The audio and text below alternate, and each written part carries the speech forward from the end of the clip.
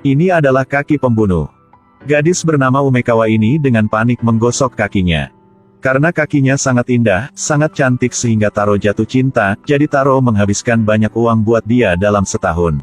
Setiap hari dia tidak melakukan apa-apa, tetapi asyik melihat kaki Umekawa.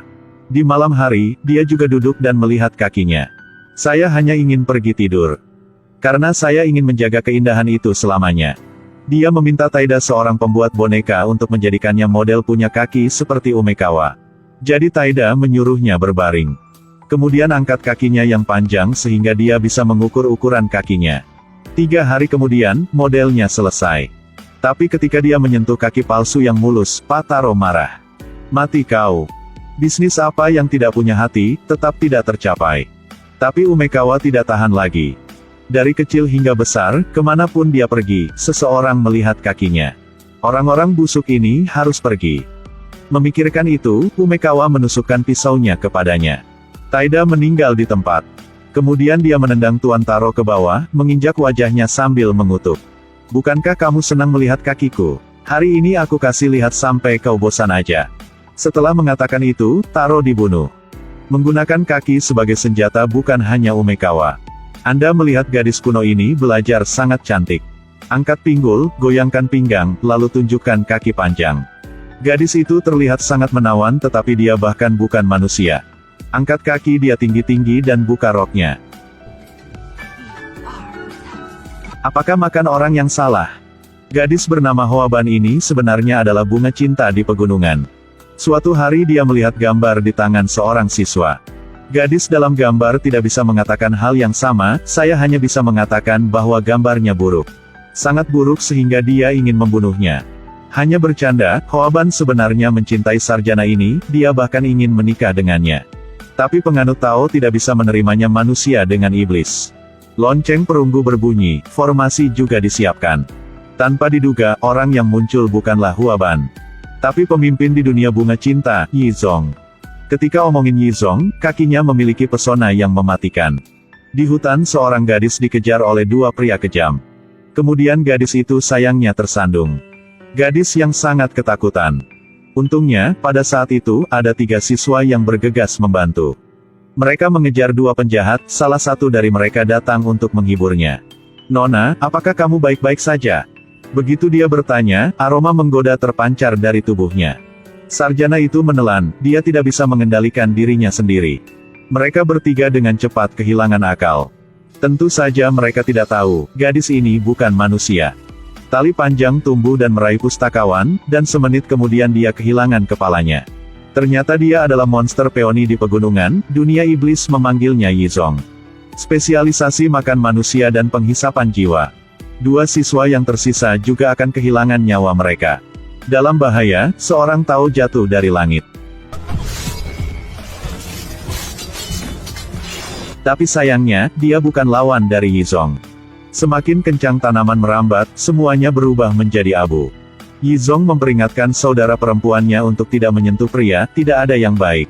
Sumpah berjanjuan di bawah pohon, tidak ada yang benar. Tetapi muda dan naif Ngokban, perburuan pertama kalinya, terpesona oleh laki-laki. Tidak bisa mengambil tindakan, tetapi juga merindukannya dari siang sampai malam. Selalu merasa seperti seorang sarjana bernama Tong Chang pernah bertemu di suatu tempat sebelumnya. Jadi di tengah malam pada jam 3, dia datang ke kamarnya. Kali ini, menari, membaca puisi, melakukan segala macam trik. Suasana di kamar semakin panas dan panas, hanya langkah terakhir saja. Siapa yang mengira bahwa saat yang menentukan akan ada seorang Tao datang untuk berhenti dianya. Tapi Chang Zaitian berlari untuk menghentikannya. Sang Taois masih bersikeras bahwa manusia dan yokai berbeda, dan memutuskan untuk merapal mantra. Pada siang hari berikutnya, dia siapakan untuk mengusir setan. Kali ini Yupan berbahaya. Belum pernah melihat mantra yang begitu efektif. Sang Taois mengatakan 5 sen per lembar, sangat efektif. Misalnya, lembaran kuning ini, yang direkatkan pada senjata, dapat memotong besi seperti lumpur. Dan lembaran putih ini, ditempelkan di tangan, kekuatannya tak terkalahkan. Dengan pukulan, lawan terbang sejauh puluhan meter. Dan lembaran biru ini bisa membuat yokai kabur. Setelah semuanya selesai, sang Taois mulai merapal mantra. Kompas berputar terus benar-benar memikat Youkai. Nama juga si Yingbang, kelopak berubah menjadi pisau tajam, terbang ke arah semua orang. Untungnya, Taois dengan cepat menggunakan sihir teleportasi. Selanjutnya, gunakan mantra untuk mengatur pertempuran, koin tembaga terbang. Kemudian bertarung dengan Yizong selama beberapa ratus ronde. Saat mereka bertarung tanpa kesimpulan, bunga iblis lainnya menyerang Tongchang. Saat yang menentukan, Yu Pan datang untuk menyelamatkan tepat waktu. Tidak pedulikan persaudaraan, lindungi dia dengan satu hati. Melihat ini, Yizong sangat marah. Dia tidak percaya bahwa Yu Pan bisa mencintai orang yang sama dua kali. Ternyata 7 tahun yang lalu, Yu Pan masih seorang wanita muda Cao Fu dan membuat janji dengan Tongchang. Tapi pernikahan ini, Cao Dai tidak setuju. Jika ingin menikah dengan Yu Pan, Tongchang harus ikutin ujian di kota. Dan bersumpah bahwa setelah menjadi terkenal akan kembali menikahi Yu Pan. Tapi sebagai aturan, pasti ada yang aneh terjadi. Dia udah sukses tetapi mengkhianati Yu Pan dan menikahi putri Perdana Menteri. Tulis saja surat perpisahan untuk Yu Pan sedang hamil 6 bulan saat itu dan menjadi bahan tertawaan penduduk desa. Cao Dai sangat marah hingga dia meninggal. Setelah hamil anak yang buruk dan ayahnya mati, itu adalah nasib buruk. Yu Pan, patah hati, menusuk kepalanya ke pohon kegembiraan dan bunuh diri dan berubah menjadi iblis bunga. Dia kehilangan ingatannya sebelumnya. Tapi sepertinya semua udah diatur oleh Tuhan, Yu Pan sekali lagi jatuh ke tangan pengkhianat. Yang lebih buruk adalah dia kembali kali ini untuk mengambil nyawanya.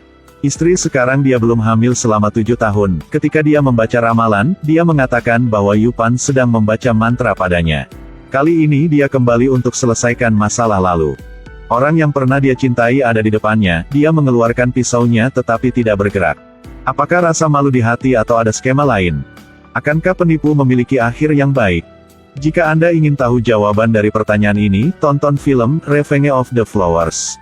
Film ini diadaptasi dari cerita Zhong Liangsa dalam Yindang de Nanhai. Plot unik dengan efek yang luar biasa. Jika Anda tertarik, jangan lewatkan. Oke, video hari ini berakhir di sini. Sampai jumpa di video spesial lainnya.